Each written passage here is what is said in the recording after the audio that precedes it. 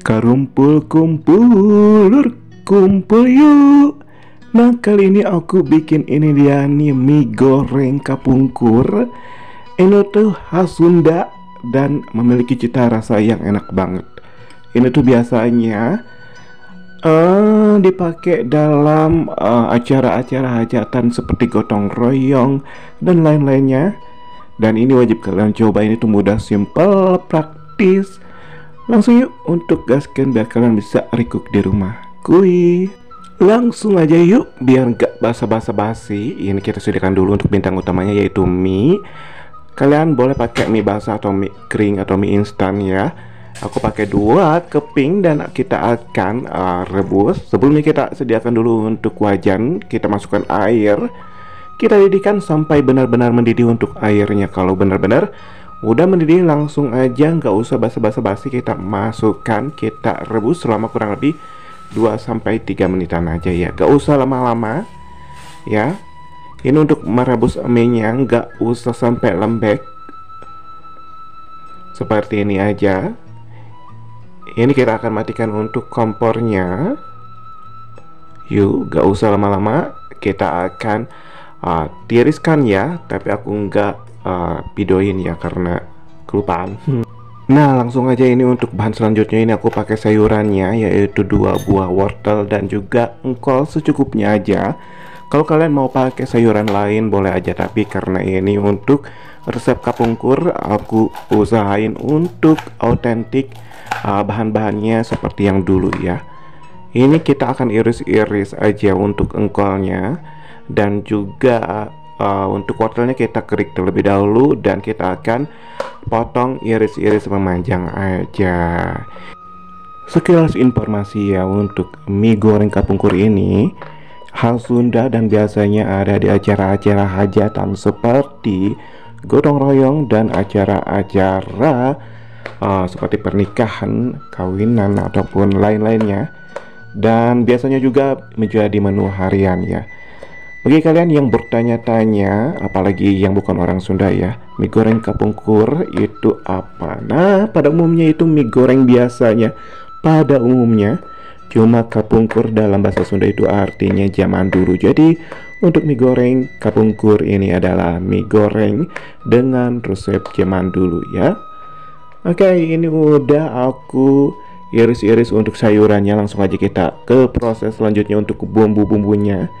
Kita sediakan aja langsung 3 siung bawang putih, dan kita akan iris-iris untuk bawang putihnya ya.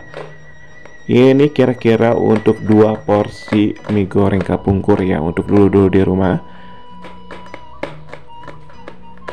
Ini untuk resepnya juga, untuk cara membuatnya mudah, simple.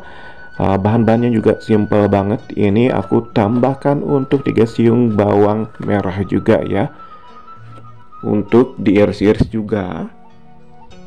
Ini kalau kalian mau di blender atau di ulek untuk bumbunya juga gak masalah, tapi aku dengan cara zaman dulu dengan diiris-iris lebih simple ya. Ini aku tambahkan juga untuk cabai rawit sebanyak 7 buah ya. Ini untuk nambah rasa pedas. Kalau kalian suka pedas lagi boleh ditambahkan lagi untuk cabai rawitnya. Tapi kalau nggak suka pedas boleh dikurangi lagi.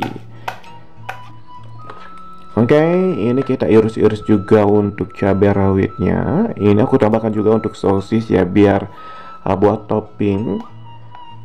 Ini pakai sosis 1 batang, langsung kita iris-iris memanjang seperti ini. Langsung kalau udah diiris-iris kita sisihkan aja. Langsung aja ke proses selanjutnya. Kita sediakan wajan dan minyak sedikit atau menumis ya, menggunakan minyak sedikit. Ini tunggu untuk panas ya, dan masukkan untuk bumbu-bumbu yang udah kita iris tadi sebelumnya. Langsung kita oseng-oseng, tumis sampai harum mewangi ya. Kalau udah harum mewangi, kita langsung aja masukin untuk bahan selanjutnya. Gak usah basa-basi. Ini aku akan masukkan juga untuk wortel ya, karena ini untuk wortel itu butuh waktu lama untuk memasaknya, jadi aku masukin terlebih dahulu ya. Dan masukkan juga untuk sosis yang udah kita iris-iris, dan juga engkol yang udah diiris-iris. Kemudian ini akan kita oseng-oseng goreng-gorengnya. Ini benar-benar harum mewangi. Kita masukkan untuk 1 butir telur, dan kita akan orak-arik untuk telurnya. Kita tunggu sebentar. Ini aku tambahkan untuk 2 sendok makan untuk bubuk koyak ya, bawang putih dengan kerupuk udang ya yang dilembutkan. Ini aku tambahkan juga kaldu ayam sebanyak 1,5 sendok ya. Dan masukkan juga untuk mie-nya yang udah kita rebus dan ditiriskan. Langsung kita oseng-oseng, kita aduk rata sampai bumbu-bumbunya itu rata ya. Dan ini benar-benar harum wangi. Untuk menggoreng-gorengnya itu nggak usah terlalu lama. Ini dengan api yang kecil aja. Nah, kita aduk-aduk sampai rata. Ini aku nggak pakai kecap karena aku bikinnya itu seotentik mungkin yang pernah aku makan, pernah aku tahu, dan aku tahu tentunya ya. Dan ini aku tambahkan secuil garam biar ada asin-asinnya, nikmat yang makin keluar untuk rasanya. Langsung aduk-aduk biar tercampur rata.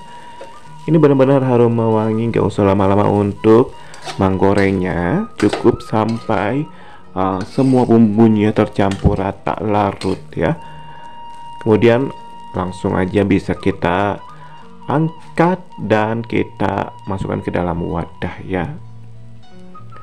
Tapi sebelumnya jangan lupa untuk diraosan heula untuk yang dikoreksi rasanya. Kalau udah keluar untuk rasanya enak di lidah sesuai selera kalian, maka boleh untuk langsung diangkat dan disajikan ke dalam piring wadah dan dapat dinikmati, dihidangkan ya.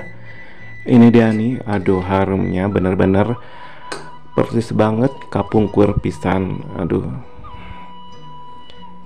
ini dia nih untuk mie goreng kapungkur ya. Wow, warnanya, teksturnya, tuh lihat.